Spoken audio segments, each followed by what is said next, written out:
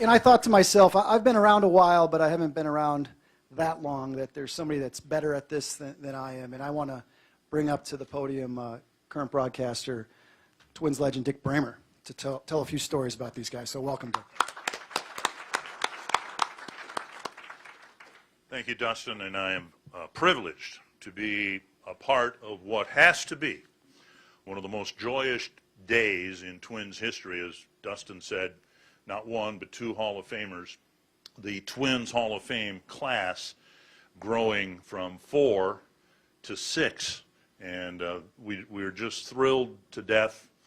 The organization is just so upbeat right now, and we're very, very happy about that. And it's such a joyous day, and I really don't think it matters whether you're old enough like I am to have seen Jim Kaat and Tony Oliva play for the Twins, or whether Byron Buxton is your favorite Twin of all time. I don't think it matters. In 61 years of Twins baseball, now we have 6 caps that will be wearing, or 6 baseball players wearing Twins caps in the Hall of Fame. The numbers have been there all along, haven't they? But now finally the numbers have been acknowledged. Jim Kaat, 16 Gold Gloves, 283 Major League wins. And to me, the most impressive thing, Jim, the most impressive thing, we'll get a chance to hear your thoughts later on. For 25 years, people were paying him to get big league hitters out. And to me, that's more impressive than the 283 wins. With Mr. Oliva, 3 batting titles, and a Gold Glove, which I know he is very, very proud of, and a Rookie of the Year, 1964, the 3-time batting champion, and Dave will talk more about what he's done for this organization after his playing days are behind, or were behind him. Again, an honor just to be a very small part of this, and Dave, let's bring you into the discussion here. I think you spoke for a lot of Twins fans, at least this Twins fan, and people all over the upper Midwest when you admitted you were on pins and needles. And I think you said as much about the organization as a whole, pins and needles. But it's all worth it, isn't it, when we got the news that we got yesterday? Yeah, Dick, thank you for being here. And on behalf of the Pohlad family, I want to say thank you to everybody in attendance today. Yesterday was a great day to be a Twin, a tremendous day in the history of our franchise, a momentous day for our state. On behalf of the Pohlad family and everybody associated with Minnesota Twins baseball, and most importantly, millions of fans across Twins territory, we want to offer congratulations to Tony Oliva, his lovely wife Gordette, to Jim Kaat, and his lovely wife Margie. We are absolutely tickled to be here today, and we come here today to offer gratitude.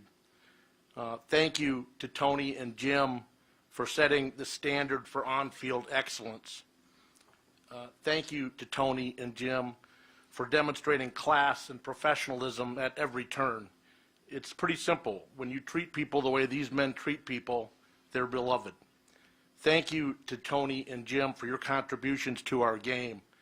Tony, of course, is a player, but as a coach, as a broadcaster, and his connection to the Twins of today is as strong as it was when he broke into the big leagues in the 1960s. Jim Kaat, of course, not only as a 25-year player, but as an Emmy Award-winning broadcaster, who in my mind should be in the Hall of Fame not just now as a player, but as a broadcaster. Thank you to Tony and Jim for your commitment to community. Tony is arguably the greatest ambassador our franchise has ever had. His connection with fans across Twins territory is second to none. He is absolutely tops on the list in Twins games played for and attended, in autograph signed. I'm not sure there's anybody in the state of Minnesota that does not have at least 2 Tony Oliva autographs. Miles traveled on the winter caravan. Twins Fest attended. And of course, Gordette and Tony have helped raise millions of dollars over their 60 years in Minnesota for so many wonderful charities. And that matters greatly. To Jim Kaat, Minnesota remains, I think, home for Jim in so many ways. And certainly Jim over the years has helped countless charities across Twins territory.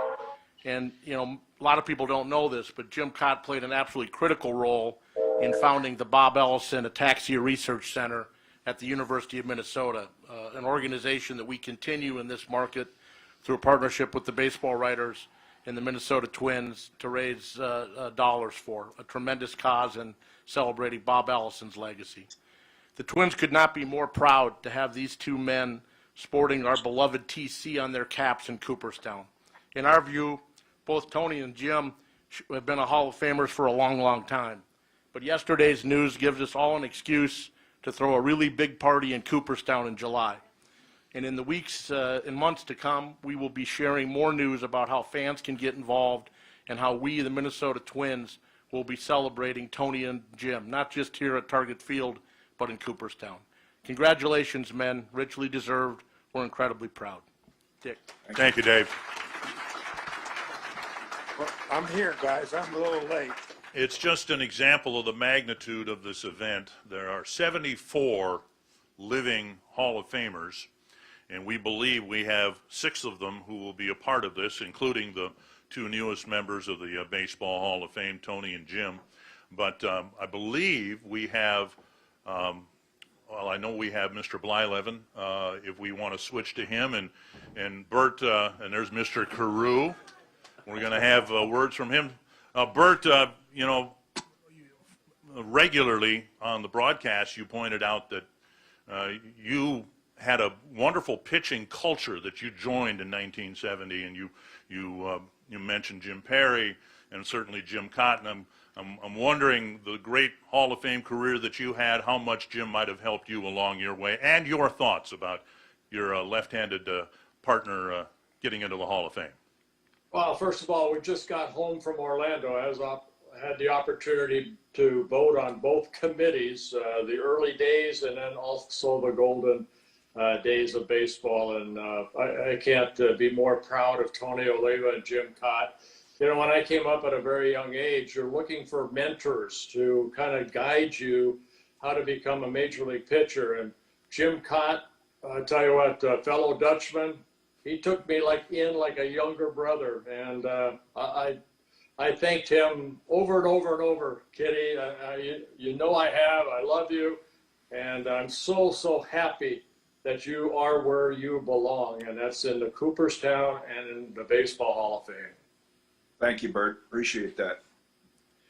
And similarly, we had a Rookie of the Year in 1964, Mr. Oliva. And then 3 years later, we had another Rookie of the Year in Rod Carew. And Rodney, if you are with us, I'm curious about your thoughts about what Tony meant to you and what an honor it was to share the clubhouse and the field with Mr. Kaat as well. Well, guys, I'm happy to be here. You know, Can you hear me? can you hear me? Yes, we can. Yes. Okay. I was in tears yesterday when I got the news, because these two gentlemen are two great people, not only on the baseball field, but also in the community. As we say, Tony is the ambassador, and man, what an ambassador we have. You know, I was fortunate to play with both of them. Jim, who went out there every day and pitched, and Tony, who went out there every day, played in good legs and bad legs. And he took me in as a rookie roommate, and we were that way for about 11 years. And so I know how it feels for Tony to be joining Harmon and Kirby and I and Jack Morris and Paul Molitor, you know, in the Hall of Fame. All Minnesota guys. And it's, you know, it's documented. How much can you say about Jim Kaat, say about Tony Oliva? Tony, I know, for one, is the same person that he was in 1965 when I met him at Yankee Stadium. Humble, and humble to this day. Jim, you're a great guy. I love you guys. And welcome to one of the greatest fraternities in the world. Thanks, Ross. The Baseball Hall of Fame. Thank you. Thank you. two Hall of Fame players honoring the two newest Hall of Famers, and we have two more in attendance here today, and both had left behind tremendous footprints in this organization.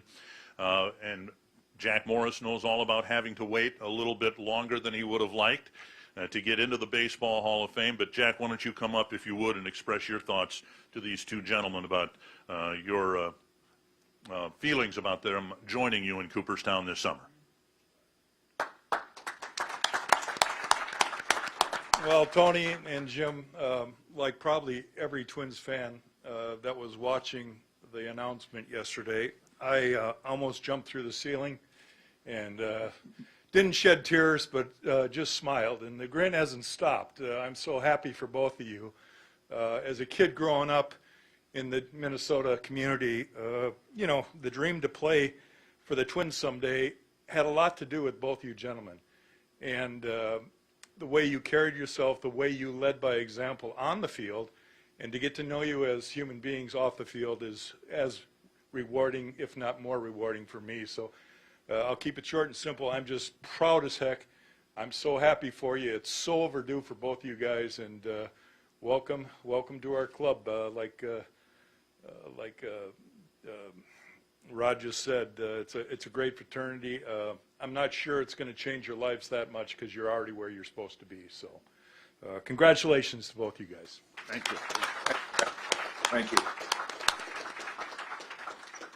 And like Jack Morris, Paul Molitor spent a big part of his childhood in front of the television set watching these guys play, transistor radio to his ear, and the games as well at Metropolitan Stadium. So, Paul, why don't you come up, if you would, and express your thoughts about these two great men joining the club. Appreciate that, Dick. I'll be brief. We could get pretty redundant with the accolades and the compliments to these men. And I don't know about you, but I'd rather hear from these two guys than us other people coming up to the mic. But as Jack said, growing up here in the Twin Cities, Twins baseball was huge for me. It was motivating. They were two of the guys I followed very closely through their entire careers. Ended up facing Jim in the '82 World Series, which was kind of ironic when he was with the Cardinals after watching him as a youngster. But I'm really happy. I was on the committee, I can't remember how many years ago when you guys were on it, and my vote, although it went in your direction, wasn't enough to get you over the hump at that particular time. You guys have had to wait too long. Cooperstown has a way of eventually getting things right. So I was very elated yesterday. Congratulations to both you guys. Thank you. Thank you. Thank you. All right, Jim, I want to throw some names at you. Sandy Koufax, Whitey Ford, Warren Spahn, Steve Carlton. Pitchers of your era, you had to pitch against them. Those are just the left-handers, by the way. And you're going to join that club now. And you had to wait a long, long time. But your thoughts about being considered now, finally, officially, a Baseball Hall of Famer? Well, it's an overwhelming honor, Dick. That's very humbling. I'm grateful for it. And I've been very clear over the years that the reason I didn't get in, when you look at Bert and the names Jack Morris, and the names you mentioned, these guys were #1 perennial opening day starters. They were aces of their staff. I emerged some years as a #1, but I was just kind of back there. I took a lot of pride in going to the post every 4 days. I don't think I ever missed a start because of an arm injury. I broke my wrist sliding into base in '72, and again my kneecap in '76. But the Hall of Fame rewards dominance. And when you look at the guys you just heard from, and you look at Tony in his first 8 years, Bert, I wasn't that dominant, but I'm so grateful that the committee decided to reward dependability and longevity. So that's kind of where I fit into the picture. And you know, those #1 guys can sit in the front row, and I'll have a little plaque in the back or something. I'm perfectly happy with that because I know my place, and I'm happy to be there with them. As you know, Jim, baseball, maybe more than the other sports, it's a numbers game, and the numbers have changed over the last decade or so. And I mentioned some of the numbers that are attached to your Hall of Fame career, the wins, the Gold Gloves, and all that. But what number are you proudest of as you get ready to enter the halls at Cooperstown? I don't know if there's an individual number. I would say, maybe 625 starts, maybe a couple of years with 300 innings. I think proud of being able, every spring, I tried to go to spring training and attack it like I was a rookie. I remember Del Wilbur telling me, he was our AAA manager, it's one thing to get there, it's another thing to stay there. So I never went to spring training thinking that I had it made. I wanted to keep improving and keep playing.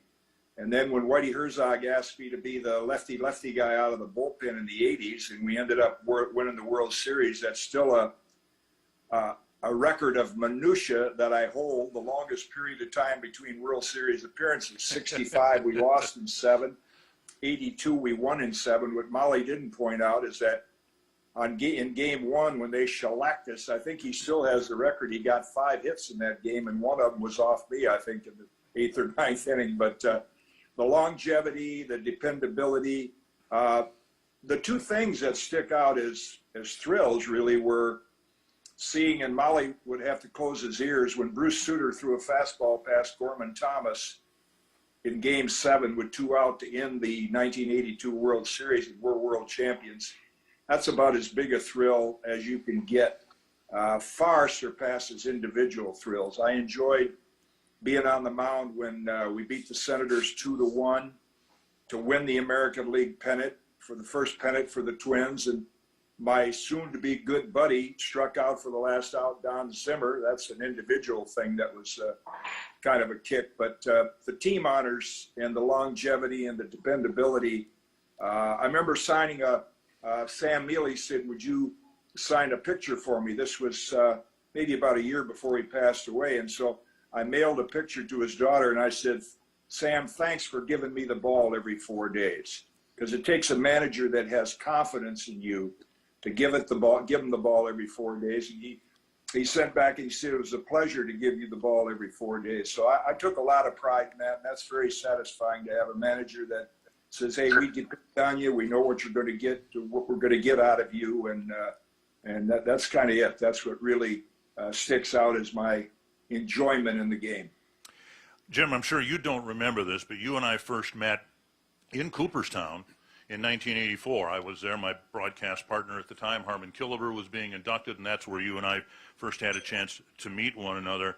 And I know that was a big day for you, as it was a big day when Rod went in as well, Kirby and Bert. But what do you expect the next couple months are going to be like for you? I know you got a speech that you've got to get ready to give, and that'll be... I'm going to get you to write that for me. But what do you expect the next few months to be like now that this has finally happened?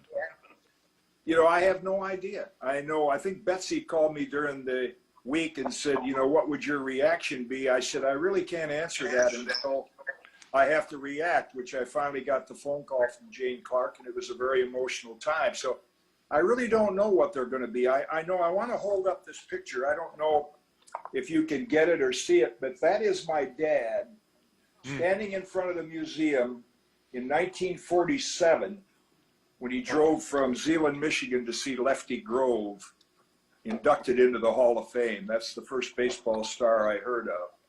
And so those memories are always going to be with me of how important it was to him as a fan. But I just know the Twins will do a good job of making it very enjoyable and exciting for Tony and I. And I'll just take it a day at a time. Tony and I at 83, we got to stay healthy. We got to be there. So we got to take care of ourselves. So that's goal number 1. And I'll just enjoy the moment as they roll along. Jim, congratulations from everybody in Twins territory and from around the globe. The baseball fans everywhere are just delighted that you're part of the Hall of Fame class next summer. Thanks, Dick. And if I could just say a word about Tony, when you mentioned his early days, and Rod will know this too. Let me decline this call a minute. I think I'm back on. Rod was a batting title holder, and Harmon was a home run hitter, and both respected as Hall of Famers. But boy, catchers in the American League, they feared when Tony came up with men on. And I had the privilege of being with Tony back in the 60s in the instructional league when Del Wilbur would hit him 5 balls down in St. Pete, Florida. And actually, he would miss the ball sometime, wouldn't even hit his glove. And I think 4 years later, he won a gold glove. So Tony's probably going to tell you that gold glove means as much to him as the batting titles. And he was such a complete player and a great teammate. I am so honored to go in with him. Congratulations, Jim, and we'll stay in touch throughout Twins territory. Everybody offers their congratulations. Thank you. Appreciate it. Well, Mr. Oliva, you will be inducted along with your longtime teammate, Mr. Kaat. You will also be inducted alongside Minnie Miñoso, who was also posthumously given the honor yesterday with the election to the Baseball Hall of Fame. Now, Minnie was a bit ahead of you in terms of time as a baseball player, and he had already established himself as a Cuban, as a major league star. And I'm just curious whether Minnie had any influence on you, even going back to the days when you were a little boy playing baseball in Cuba. When I don't have the opportunity to see Minnie play, but I hear his name back in the 50s. Because when he played winter baseball league in Cuba, he was already a superstar here in America. And to play winter baseball in Cuba, you have to play in the big league, or you have to be a good AAA players. Like Bobby Allison played in Cuba, and many of those great American ball players who played AAA or fin in the big league here in America played in Cuba. That was a good league.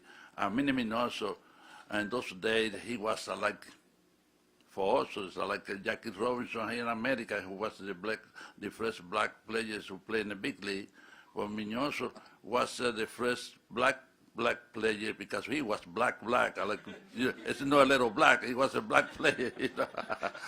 And I say, you know, and he had a great career, and everybody loved Minnie Miñoso. He was so good that they have a song about him. And they say when Minnie Miñoso hit the ball right, the ball dances the cha-cha-cha. You know, and the people used to go around and he in Havana, and he go to the country, and the people follow him. Like I say, I had a little radio in the country and listen him playing in one of those things in Cuba. But he was very good for the people in Cuba, and the ball players, they love Miñoso and love to follow his tradition. Because one way or another, everybody like to come into the United States and have the opportunity to play baseball, professional baseball. And Miñoso have a lot to do with that. I'm so proud that he got the opportunity to be inducted in the big league. I can take it back a little bit. I'm very proud about he made the Hall of Fame. But a few years ago, when they got 16 black ball players that went into the Hall of Fame, I was with Miñoso in the cruise with my wife, and a few ball players cruise, and they said this year they're going to be endorsed all the black players from the big league who belong to the Hall of Fame. And I went to Miñoso, and I gave him a hug. I said, hey, this is going to be your years. Because he only was two great ball players left alive, was Miñoso and O'Neill. And Miñoso, you know, everybody know he was a great ball player. He know how to be, he can go to the Hall of Fame in both categories, in the black or white category, doesn't matter. But he don't make it. I was very disappointed because they endorsed 16 people who was dead already, and 2 people who was alive, who was able to come in there and speak about those people and tell about those people how good they were. They not endorsed them into the Hall of Fame. Yeah, I was very disappointed about that. This is it, and so I had to go to, this is it, I was so proud yesterday when that phone rang.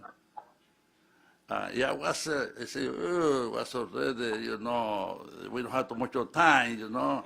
I was there, the phone rang, I said, oh, I alive. You know, I can just say to the people, that was a big relief, you know, because I don't know how you guys think, but you know, when you're right there, they say you only have 15 minutes. And 14 minutes once going away already, I say, oh, you're dead. Tony, what does it mean for you to go into the Hall of Fame in the same class as the guy over your left shoulder, Mr. Kaat, who was already an established player by the time you showed up in '64? That was special for me because not as a ball player. Jim Kaat, when I started, he was already a big league ball player. You know, he was already a superstar. And he take care of me. Many times he babysitted me because I speak a little bit English then. And Jim Kaat, you know, we were in Anaheim. Tony, let's go eat some Mexican food. But I said, Jim, we can go to this. You know, I said, no. He knows the right place. We get in the taxi, and he paid for everything. You know, I don't have no money, only a little bit. Plus, I in Cuba. I had to save the money for my family in Cuba. You know, we take a taxi, we go over 7 or 8 miles, we went to this little tiny Mexican restaurant where we have a great food. Same thing he did in Oakland. Come on, Tony, let's go eat some buffalo steak. Right? In fact, taking me away, you know, for a ride all the time. I think it's more the team maker, more as a ball player. I've been telling the people that Jim Kaat he should be in the Hall of Fame long time ago. For all those games he plays, all the games he wins, and the kind of person who said, Mr. Kaat, I like all those guys take care of me. You know, and I'm so proud of that. I'm so proud he finally make it. We go together into the Hall of Fame. I think it will make everything a lot easier for me because, you know, I a chicken. You never know. I can get very nervous. Hey, Tony, I think Jim would appreciate it if next time, that you pick up the check. Oh, yeah, no problem. Hey, it was my pleasure to talk with both you gentlemen this morning to offer my personal congratulations. And Tony, I asked you how you slept last night, and you said you slept really well, and things haven't changed. Well, things are going to change just a little bit. And I wonder, as Dave mentioned, you've been such an affable person and willing to sign autographs. One thing's going to change. I'm going to ask you to sign a baseball for the Diamond Awards next winter. And you're going to sign your name, if you would. Only one? And then I want only one.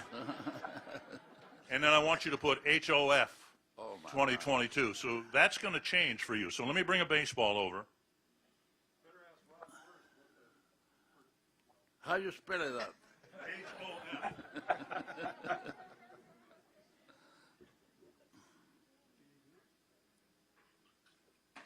And then if you would, hold it up for the cameras. This might be the first time that he's, I don't know, knowing him, he probably signed 24 last night at the party, no? All right, so here's the first Tony Oliva HOF autographed baseball, and we'll put it in the Diamond Awards next winter. It's a real ball. I think he bring a cheaper one up. That's right. It's a good one. All right, wonderful. And so now an opportunity for you to ask the two newest members of Baseball's Hall of Fame any questions if you have them.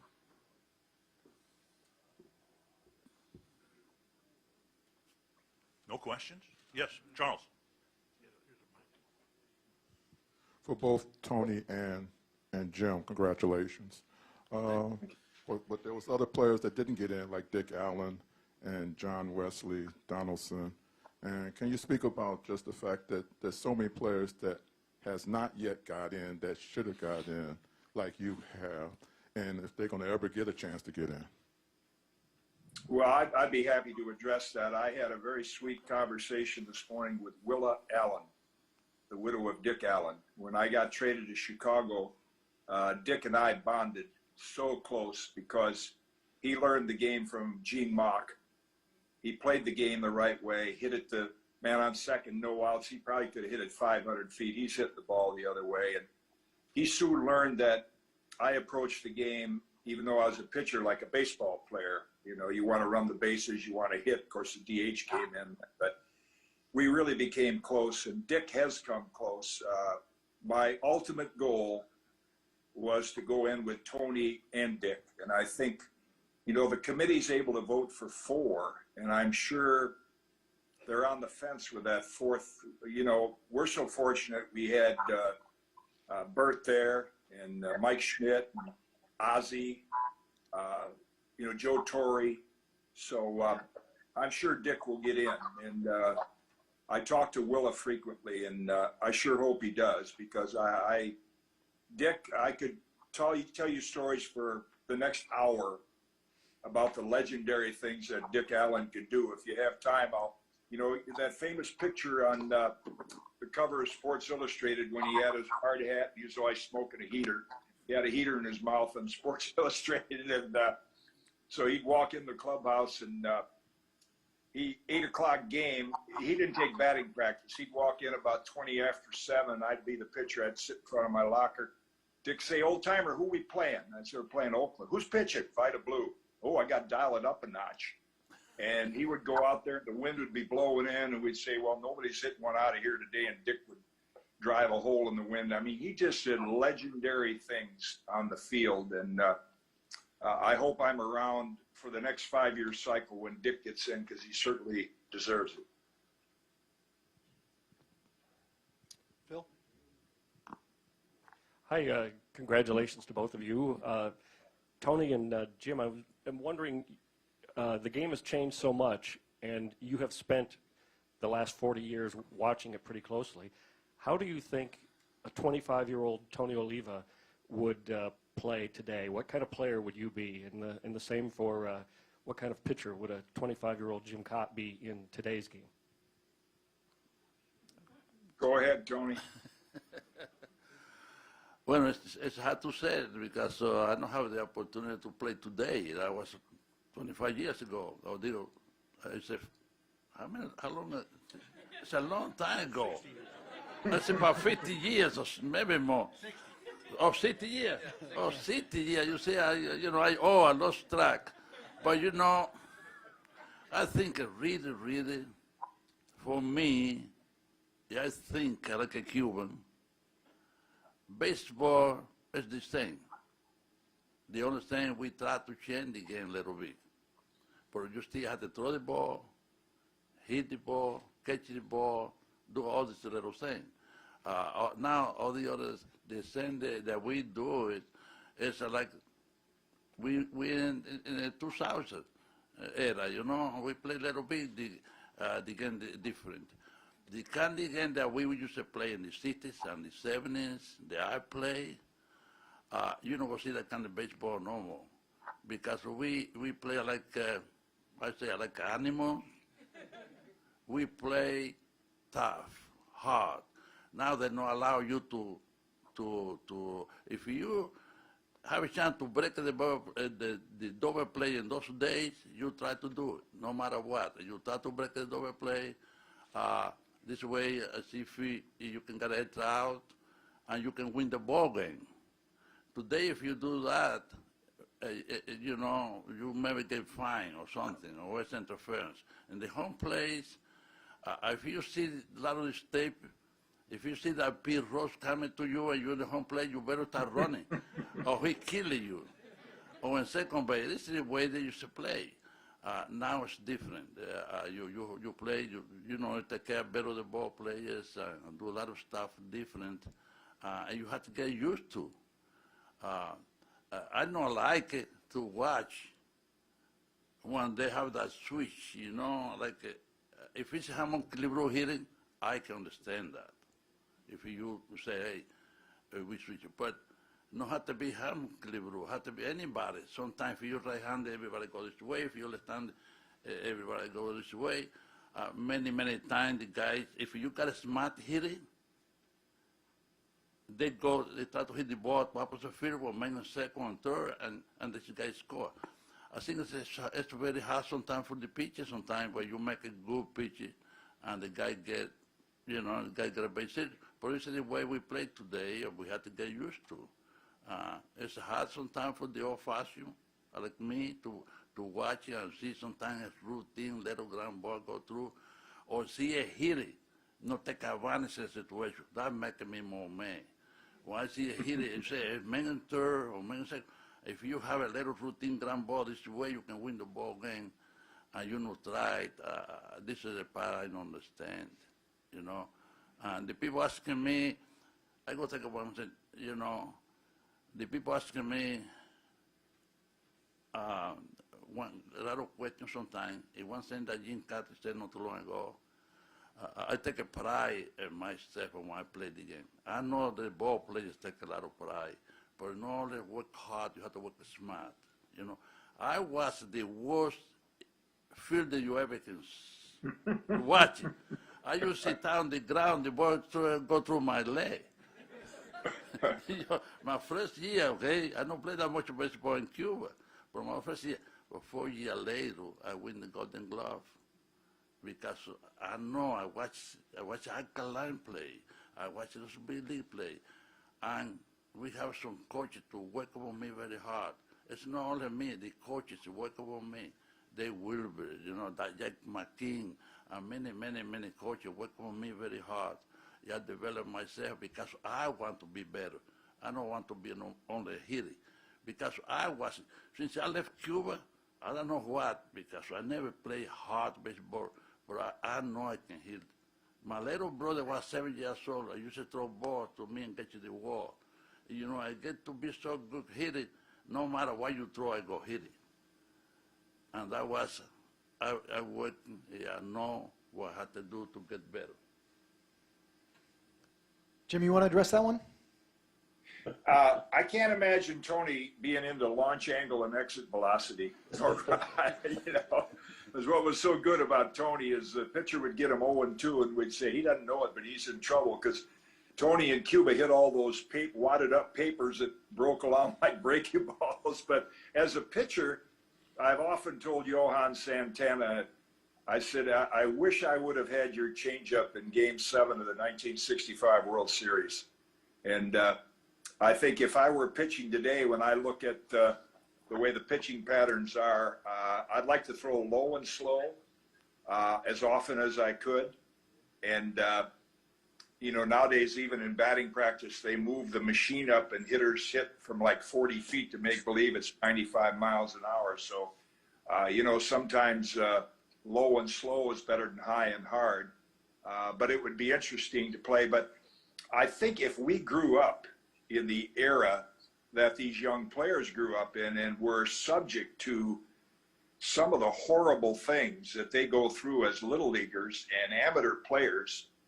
I mean, you go to a tryout camp and if you don't hit 91, they're not even going to invite you back the second day. I talked to Pete Rose. I got a nice voicemail from him last night, and I talked to Pete frequently. I coached for him for a year and a half. I said, Pete, if you went to a tryout camp today to send you home the first day, you had no power, you had no strong arm, you couldn't run, you didn't have any range, how in the world could you play baseball? So, you know, I think that if Pete grew up in today's game, he would have to change and adapt. Or my big wish, and I don't know if it'll happen in my baseball lifetime, is that they throw the exit velocity, launch angle, all the shifting, just throw that away and throw the ball out there and say, hey, use your intuitive skills and let's go play ball for 9 innings. They have all the statistics, and to me, the biggest statistic has always been, if we get 27 outs and we have one more run than the other team, we win the game. And that's the most important statistic in baseball that we abided by. Betsy. Hey, Tony and Jim, congratulations. We've heard from 4 of them today. Maybe you've heard from some others, but what is the welcoming you've received from current members of the Hall of Fame over the past day meant to you? Oh, it's been great for me. I'm sure Tony also, you know, Dennis Eckersley sent me a nice message, Jack, some of the current Hall of Famers, you know, Peter Gammons, the longtime writer. So you know, and they keep coming in. Johnny Bench left me a voicemail. Like I said, Pete Rose did. And I think that's one of the real rewarding things for me is to hear the Hall of Famers say, you know, you deserve this. It's been a long time coming. And regardless of what the stats and the statistics and the, you know, the nerds that keep track of that stuff, Tony Kubek, for example, called and said, I'm glad they recognize it. It's the way you play the game. And that's what they, you know, that's what they rewarded. And that's the best thing to me, to hear from your peers that they appreciated the way you played the game. Well, I have a few. Jim Palmer, you know, I don't know. Jim Palmer, you know, he sent me a message, and Paul Molitor left me a beautiful message. Oh, he did, yeah. And a lot of the other players. But I checked my telephone, I got 192 messages. You know, I started yesterday, you know, and this morning I was in the telephone and they keep it coming, but I don't have time to answer. Yeah. When I come Yeah, I back home, I texted you go watch. yesterday. I haven't heard back yet. You're right. My wife, you say you better do something, or you don't have no more messages. We got plenty of time to do it. Yeah. Dill. Tony and Jim, Dave alluded to this a little bit earlier, but have you had a chance to think about how important of a day July 24th is going to be for people around Minnesota and the upper Midwest who had a chance to watch you and support you all those years? I haven't thought that far ahead yet. I mean, I can kind of imagine it. I'll give you one example. Got a phone call this morning, didn't recognize the number. It was my college roommate. I haven't seen him since 1966. He was the right-hand pitcher. I was the lefty. Our college season was 6 doubleheaders. He pitched 6, I pitched 6. He went on to a successful business career. He already has rooms reserved. He's going to come to the ceremony. So I'm sure there will be stories like that that will be very rewarding and make that day so special, as people that you haven't seen for a long, long time, way back in your past, are going to be there, and that'll be special. Well, I you know, what I get to say, when they talk about the Hall of Fame, I don't know. That said, not hit me yet. Yeah, I don't think that go hit me, because I think I've been in the Hall of Fame all my life. No, it's truth. Play here in Minnesota. Have the best family in the world. You know, have a great family. I think the way I feel about the people in Minnesota, the thing in Minnesota. Now Minnesota been building me a statue. You know, a statue in front of the stadium. I come from Cuba, from a little town in Cuba, and that have a wonderful family. You know, I've been in the Hall of Fame.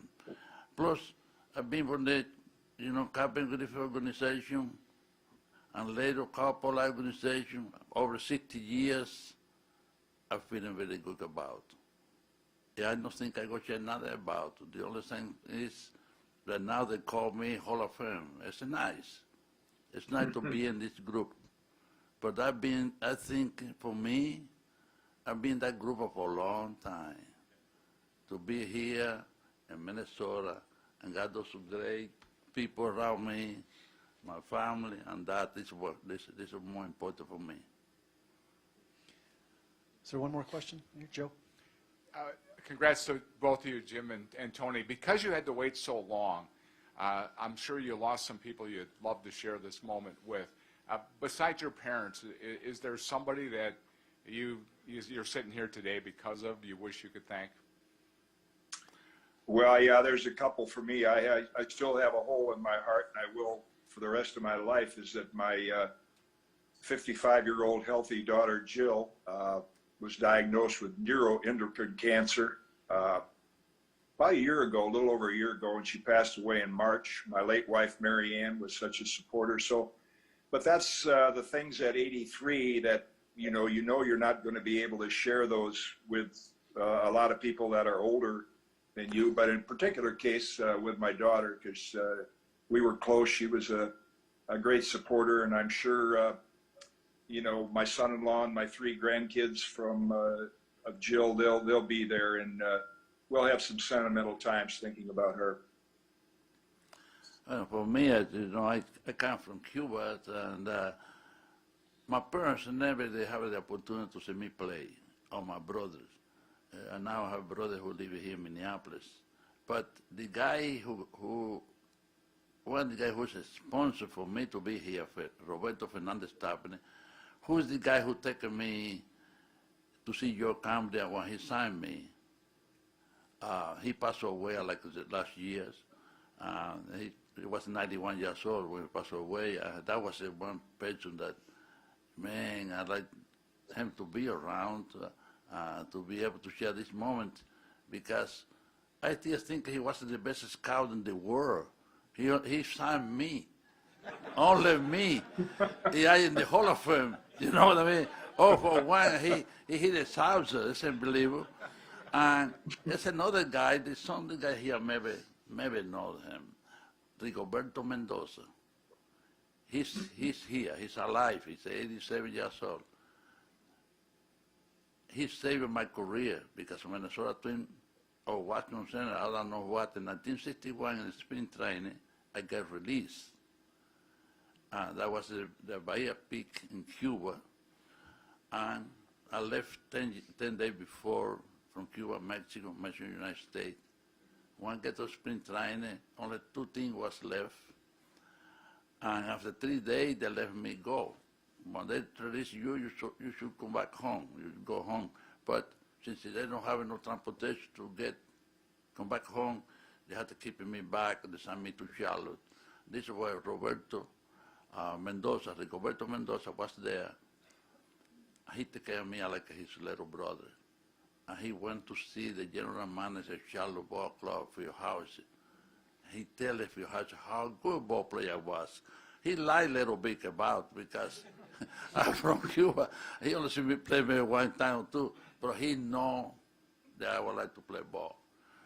We have this beautiful meeting. I said, no, if I don't have a chance to play, I want to come back home. Fieldhouse, he said, I go pay your expenses, I go keep you and send you to a rookie league.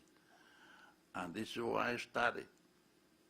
Rigoberto speak of Fieldhouse paid my expenses right there in Charlotte. I went to rookie league, I hit over 400, and everything was a history after that. Mendoza, last night, after the call, after I finished all the interview, the first guy I called was Mendoza, Rigoberto Mendoza. He was so happy about, I was so happy about to be able to call him, because if you know what's for him, who knows? I may be in Cuba or maybe here in the United States, you know, do anything, because as a ball player, come from Cuba, and this area, you don't know, in England is saying, if you stay here, you have to find any kind of job or however. But my goal was, if I don't play ball, I want to go home and go to Cuba.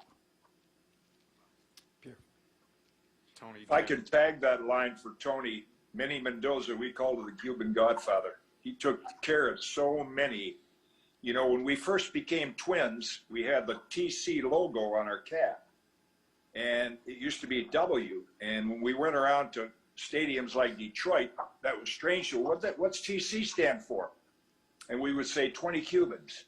Because we had Pascual, Ramos, we had Oliva, Versailles, Carlos Paula, Julio Becker, on and on. And Minnie Mendoza and Joe Cambria had a lot of influence on young players like Tony. Yes. Yes, you're right. He's your company was the Godfather, Cuban Godfather. When I come into spring training, my first year, I cut it off. we got a lot of Cuban there. I said, what's about 30 Cuban in spring training those days? You don't see too many for the different countries, but you see a lot of Cuban there. But the sound is still going. I think we got Rod back. Just a few more. Yeah. Tony, Jim, congratulations to you both. Real quick, my question actually is for Dave. Dave, I can see that it means a lot to you to see both of these men inducted into the Hall of Fame. What are the emotions for you right now? You know, it's been an emotional 24 hours. You know, this is a family. You know, our organization prides itself on that, and it started with two of these men. There's others that are sitting over here to my right, but you know, it means a world to our organization, to our employees, obviously to our fans. And I grew up as a kid in Bismarck, North Dakota. Threw right, hit left. Immediately I would say, "Hey, Tony O." So to be sitting up here next to him today, going into the Hall of Fame with this man, he brings a lot of us with him. He brings his family. There's a lot of employees. There's a number of people in this room today that have